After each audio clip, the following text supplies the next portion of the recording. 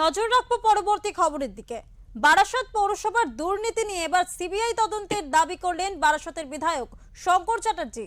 শুক্রবার বারাসত পৌরসভা খোলার পর বারাসত পৌরসভায় এসে হাজির হন বারাসতের বিজেপির বিধায়ক শঙ্কর চ্যাটার্জি। বারাসত পৌরসভার এক্সিকিউটিভ অফিসারের সাথে এদিন তিনি দীর্ঘক্ষণ মিটিং করেন।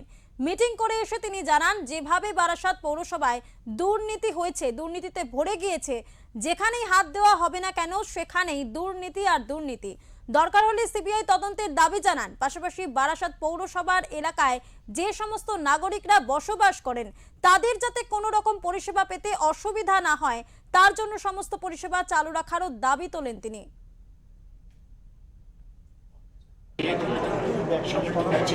এই পৌরসভা সব করতে চাই, দরকার হলে সিবিআই চাই। এই দুর্নীতি বন্ধ করার জন্য কোনো সিআইসি কাজ করছে না, তারা বাড়িতে বসে আছে, কেউ উড়িষ্যা, কেউ দীঘা, কেউ মন্দারমণি যাচ্ছে। পৌরসভার যে পরিষেবা টোটালি স্তব্ধ হয়ে আছে, নোংরা এখনো পড়ে আছে, কথা দিয়ে চলেছে কিছু।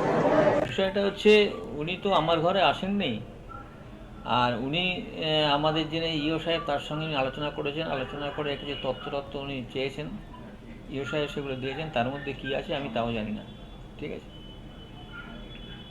আমার যদি উনি আমার ঘরে আসতেন, আমায় কিছু জিজ্ঞাসা করতেন, আমি তার উত্তর নিশ্চয়ই দিতাম, এবং সেই প্রস্তুতি নিয়েও আমি এসেছিলাম।